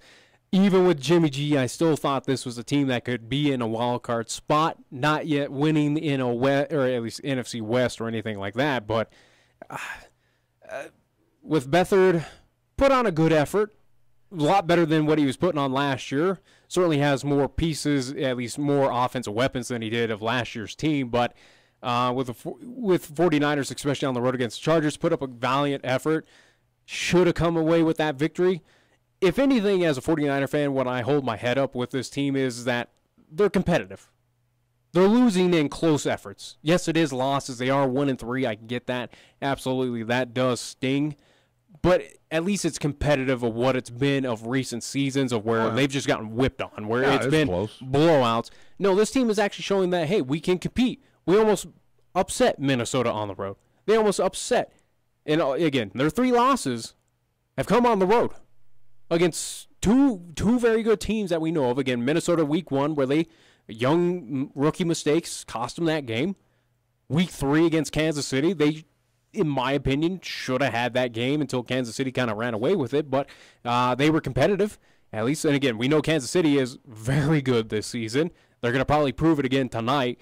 And then also, too, with LA Chargers, Chargers got problems. They don't impress me, but I still give kudos to the 49ers. Hey, as much as you are now, you're that team behind the 8 ball again without having your main starter Jimmy G out there. Your field general is now hurt. You'll still put up a great effort and almost came away with a victory. Chargers got defensive problems. They still got kickers. Chargers are not winning the AFC. They got kicker problems. They kind of – I think they proved you wrong that they're not making it to the Super Bowl. Yeah, I guess not. Well, a lot of folks had them tabbed to win the Super Bowl. Oh, yeah, absolutely. I thought, again, I think I had them as a wild card team of they could compete. Phillip Rivers, this is his season. But no, the Chargers have issues. They're awful. I was going to say one of the best games yesterday, and of course I was watching Red Zone. And what, Browns Raiders? Yeah, and they had to tuck away from that because of contractual obligations and whatever. And the Raiders won it over right as they were going to overtime. Mm-hmm. Raiders won 45-42. The first win for Chucky in 9 3/4 years. His first win. Whoop-de-doo. But I would have to say Baker Mayfield is he's going to be real good. Yeah, he's promising for the Browns. And Myles Garrett, he's pretty good too. Well, he's really good. Everyone, you kind of anticipated that he was going to be. Well, Baker Mayfield was a big question for the Browns of what was he going to be that elite quarterback? Was he going to be that franchise quarterback that Cleveland has been so desperate trying to find? He's showing it, absolutely. He is showing that he could be. Certainly, again, as a rookie, he's got to work out kinks, and it's not going to be that perfect season for him this year, but he is very promising. And that was a big question mark of that Browns team of what was he going to be. Myles Garrett, you know he's going to be good. You knew it. If you notice Myles Garrett, he wears actually a quarterback face mask. He doesn't wear a cage or anything like that, or has protection around. Maybe he's trying to get penalty flags like a QB. I don't know. No, but I'm just. Speaking of which, if you saw, Richard Sherman had a few words as well too, saying that maybe he went on to Twitter and a few other social media sites of going, hey, maybe players need to be flagged as much as like a QB does, or it's kind of getting ridiculous of what the NFL is doing right now. Well, the NFL, it is the no-fun league now. I mean, there's no doubt about it. We'll get to that in a second. Yeah. The Sunday night game, I really enjoyed the Sunday night game. And again, I told you, Baltimore was going to be the class of that division. And Pittsburgh's just on a downhill slide right now. Pittsburgh has issues as well. Offensively, they just don't. This was unexpected out of the Steelers team, and I think sentiments out in Pittsburgh, Pennsylvania is showing as well, where this team was expected to be competitive, be one of those top teams in the AFC West. They're not going to be. AFC North. I said the AFC. Yeah, you said West. What? You said AFC West. I don't think I did. Again, you could barely hear with your head cold, but anyway, with the Pittsburgh Steelers, this comes of where they're at right now. This is a massive shock. And is it a situation that this team is getting? Are they just showing their age? Maybe. Ben Roethlisberger, is he kind of past his prime? It's kind of looking like it. But I think also, too, with this Pittsburgh Steelers, this team had a lot of off-season issues. They had to deal with a lot of distractions. And they still are dealing with them, Yeah, that is true, too, as they're also, too, right now shopping Le'Veon Bell. They're trying to figure out, are there any takers for him, possibly? We'll see if any team does go for it. The rumors have been the two teams out of the Bay Area are interested, but this comes for me on the outside, at least of what I thought this Pittsburgh Steelers team was going to be, comes at a complete shock. Baltimore, of what they're doing, it doesn't. I know they can have stints of greatness when they are firing. Again, I do believe of what Harbaugh can do for that team. This is, again, Harbaugh who's brought that team to a Super Bowl and won it as well. It does not come as a shock to me of what they're doing. It does for the Pittsburgh Steelers of how bad they are, but for the Ravens, not really. You kind of expect that. Right. But you look at the deal with Bell. Bell's in the same situation. Correct me if I'm wrong. It's Davis from Seattle. Who was the guy that was signed and got hurt from Seattle? I don't know. He was holding out for a long-term contract, and the teams didn't want to do that. And they finally got him inked in. He didn't even have a month of training camp underneath him. Anyway, long story short, he's out for the rest of the year with a knee injury yesterday in the game against the Cardinals.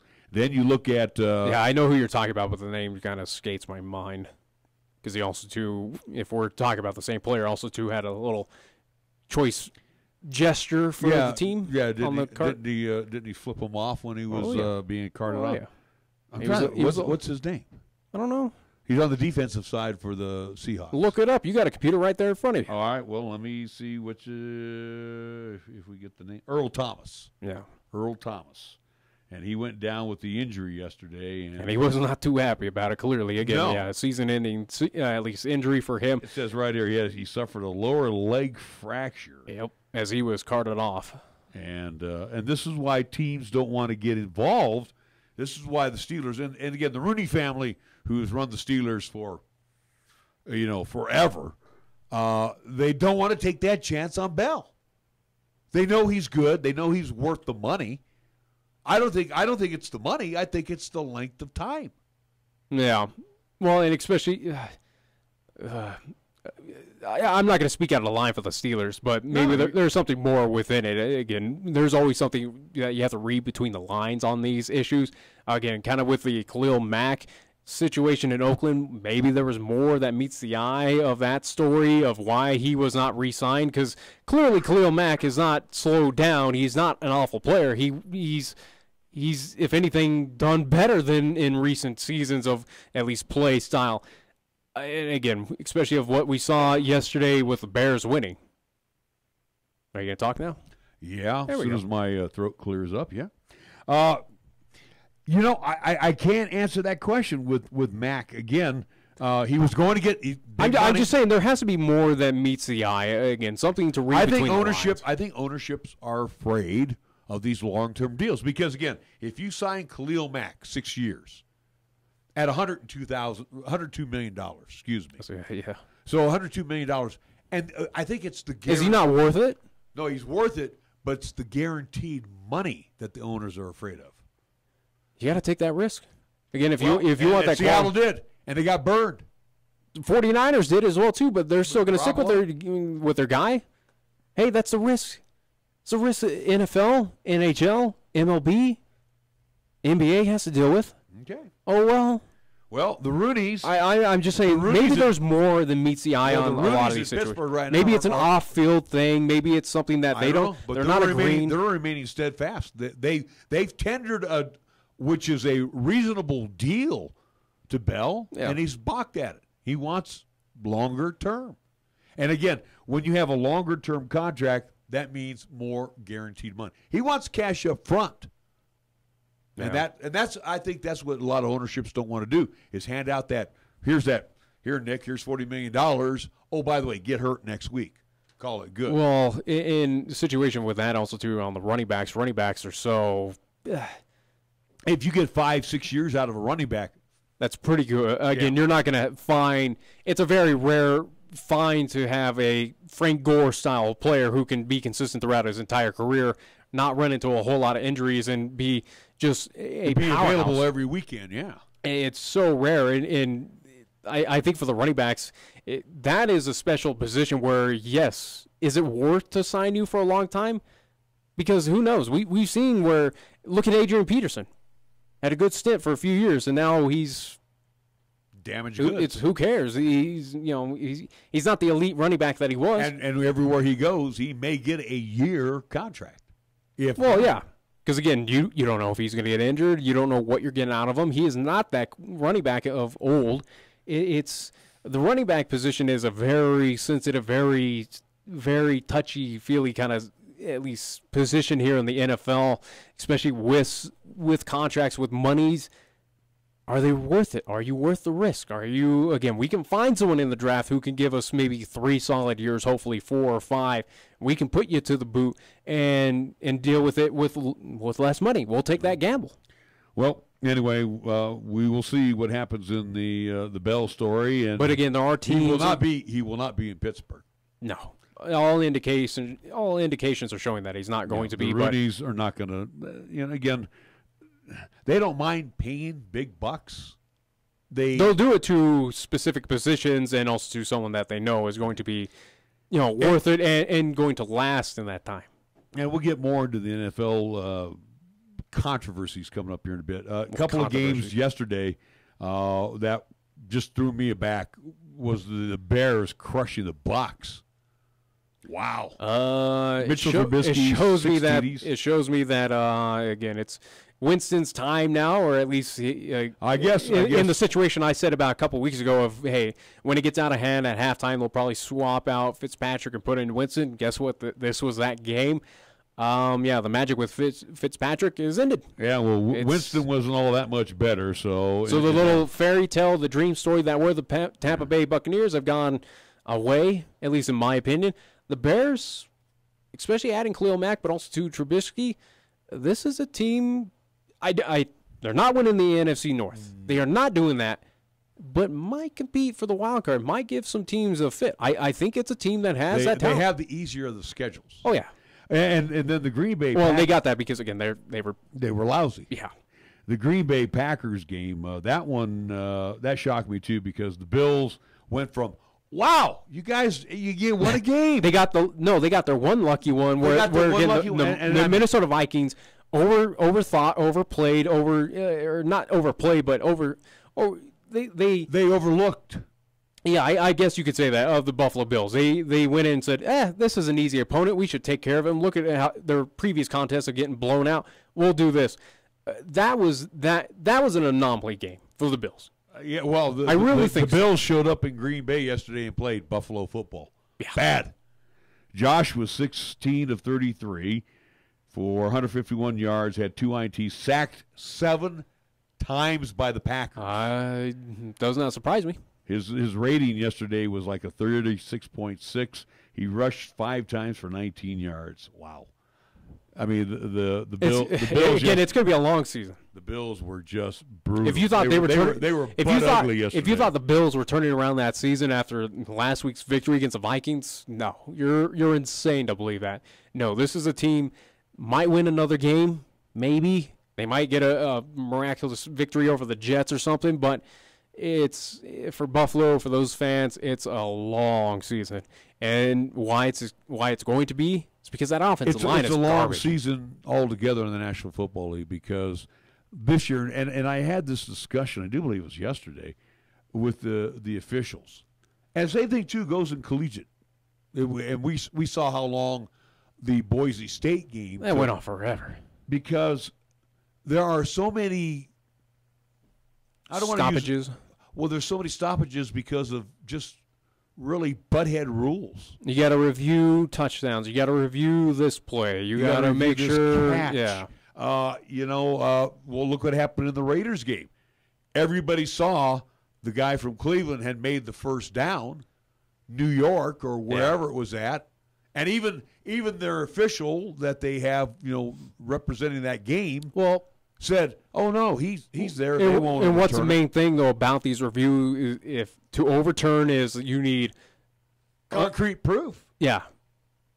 Is you need that evidence. You need solid concrete evidence to overturn or confirm it or anything like that. So obviously they have to be diligent on that. Now is the time frame of extending it out to where we're sitting 5 minutes, 6 minutes, 7 minutes into a review. Maybe a little for collegiate and for NFL, maybe it's time to put, as much as we're worried about clocks and time and all that, maybe it's time for the referees that they have a clock as well too. But also too, does that take away from, they only had 3 minutes, they got the call wrong, now the fans are upset? There's really it's a gray area right now of what you do with the referees, because, hey, if they don't review this and it was supposed to be overturned, well, the fans are going to be upset. Well, it took this long, but they overturned it, and the fans are happy. Let me ask you this. Unfortunately, I'm just saying there is no give and pull. It's always going to be one or the other. I know, I understand that, but I understand with TV, and there's going to be 18 different angles when we're watching a football game. Yeah. And I go back to way back when I said, geez, do we really need replay? And again, I do the same thing. I think you do. And same thing with baseball. If we did away with replay and let the officials be human, okay? Let them be referees and let them be umpires. Would you be more PO'd at a game because of less stoppages, or do you want, gosh, that guy at second base, I know he was out. Or, and it goes back to that perfect game that you threw at me, in Detroit. I mean, is that going to butthurt you the rest of your life because that guy didn't get a perfect game? It hurt those fans for quite some time, and again, it also kind of ruined Jim Joyce's life. I understand that, but my point is, though, look what it's doing to the game. We're griping and moaning every year, and now we got to have a pitcher's clock. Hey, you got 30 seconds to throw. It does not exist. I know, but the umpires could take 10 minutes on waiting on New York to decide if the guy's safe at second base. I'm just saying, is it fair to have a compromise of saying, hey, you refs have a time limit, but also, too, hey, is it going to be a situation where we had that time limit, we only had that time limit, we couldn't fully evaluate this and the call was wrong? Sorry about that, because we ran over time on what was our allowed, time length of the NFL or collegiate. I don't know. Again, it's a very murky gray area of what you do in that situation. Am I happy that there's replay? Sometimes yes, sometimes no. I mean, is it best for the sport, especially in this day and age of technology and again, these camera angles and all these different views? I think it's necessary that you do have it because, again, guess what? Especially there at those home crowds, hey, if I'm down there in Denver for whatever reason, if we don't use replay, but we'll show you these angles where, oh, yeah, he caught that ball, it's a touchdown, those fans are going to be upset.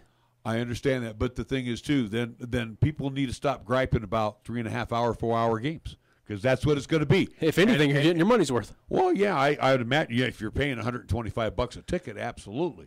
But the thing is, like $1 a minute. Same thing with Major League Baseball. Quit trying to speed up the game. You guys, it's funny. Major League Baseball says we need to speed up the game, but they're the ones slowing it down. MLB slows the game down because you allow an umpire to, because what do? Hey, wait a minute, we're checking on the phone. That slows the game down right away. It's not an everyday thing.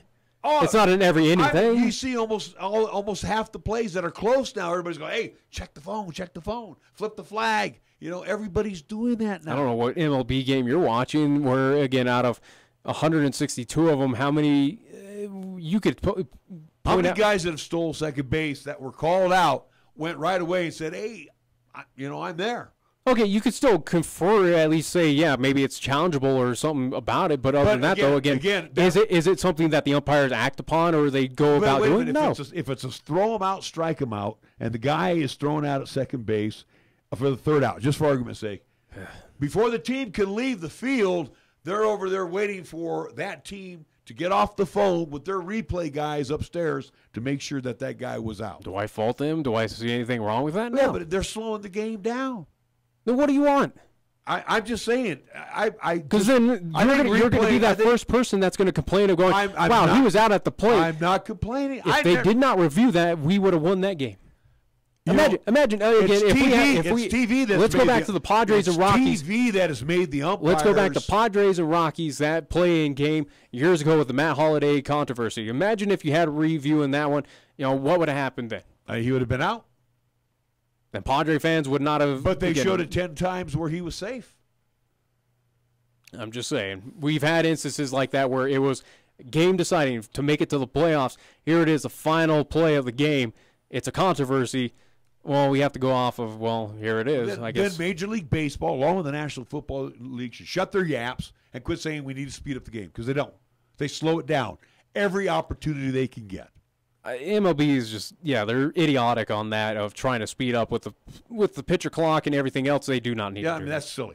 Updating the score, top of the 8th, 5-0. Dodgers on top of the Rocks. Looks like the Rockies will be packing their bags from L.A., heading to Chicago. They'll have a game against the Cubs at Wrigley tomorrow evening. We're going to take a timeout. We'll come back. We'll get ready to wrap things up. First Tier Bank strives to remain competitive and offers some of the best CD rates in the community, as well as area banks and credit unions per Rate Watch reports. How does that make a difference to you? First Tier Bank can assist you in securing some of the best rates on CDs. They have a 16-month CD at an annual percentage yield of 2.33% and a 27-month CD at an APY of 2.74%. First Tier Bank offers the personalized customer service you've grown accustomed to and deserve. Plus, feel confident that your finances are taken care of by a responsible, knowledgeable staff. Call 307-632-3500 and ask for Caitlin or Debbie. Member FDIC, Equal Housing Lender. Family owned and operated, Terrell Honda reminds you that the 2018's gotta go now. They're stacked deep so they can be sold cheap. Whether you buy or lease, this is the perfect time of year to shop for the best selection of 2018 Honda Civics, Accords, HRVs, and CRVs before the 2019s hit the showroom floor. So take a test drive today at Terrell Honda, where you'll love their brand of dealing. 1919 Westland Road, Motor City, Cheyenne. And check them out online at terrellhonda.com. The message is simple. Drive sober or get pulled over. If you drink and drive, remember it's illegal and it can cost you your freedom or worse, your life. It's been determined that a blood alcohol content of 0.08% or more can impair you considerably when you are behind the wheel. Financially, it can devastate you if you get arrested. More importantly, it could result in losing a friend or a family member. That price is too high to pay. Call a designated driver after enjoying a night out and get home safe. Paid for by Federal Highway Safety Funds. Due to our stormy season this summer, Jolly Rogers RV Sales and Service is offering you a hail of a deal on a wide variety of travel trailers, including toy haulers. Get up to an additional 50% off MSRP on Jolly Rogers' already low prices. Check out their new and used inventory. Damaged or not, you can still travel in style. Call Jolly Rogers RV Sales and Service today, your exclusive Jayco dealer, at 634-8457. See them at 6102 U.S. Highway 30 or go to jollyrogersrv.com. Hello, this is Pastor Nathaniel Ensley with Blessed Hope Baptist Church in Burns, Wyoming, and I would like to invite you to listen to our weekly broadcast entitled Hope for Today, right here on 1480 KRAE, every Wednesday morning at 7 a.m. Our goal during each broadcast is to bring you a simple and short Bible truth that will be a help to you. Sure hope you can tune in. God bless you. Cosmetic surgery, is it right for you? Cosmetic surgery can help individuals enhance their appearance and move forward with a renewed sense of confidence. Dr. Joseph Luby at Cheyenne Regional is a board-certified plastic surgeon with 20 years of experience performing reconstructive and cosmetic procedures including breast lifts, facelifts, liposuction, and more. To schedule a consultation, call 307-638-8987 or visit CheyenneRegional.org/appointments. Cheyenne Regional, we inspire great health. When you say Mondello Pizzeria, think authentic Italian. When you say Mondello Pizzeria, think made fresh from scratch. When you say Mondello Pizzeria, think great pizza, delicious Philly cheesesteak, superb hot and cold Italian sandwiches, meatballs, sausage, and special subs, calzones, crisp salads, and great service. When you say Mondello's Pizzeria, think unmatched Italian taste. Mondello's Pizzeria, 1507 Stillwater Avenue, your only true Italian stop for lunch or dinner. Here's the latest weather forecast on 1480 KRAE. Weather-wise for today, mostly sunny. We're calling for a daytime high of 75 degrees. Partly cloudy for tonight with our low down to 46. Partly sunny for your Tuesday. Expect a daytime high of 76. Tuesday night, mostly cloudy, our low down to 49. And for Wednesday, continued mostly sunny. A little bit on the breezy side. Look for a daytime high of 73 degrees. We're taking Cheyenne, Wyoming Sports Talk Radio to a whole new level. This is Wyoming Sports Talk Today. Don't look at me. I think these people are completely nuts. Stop this crazy thing! And it's only here on AM 1480 KRAE.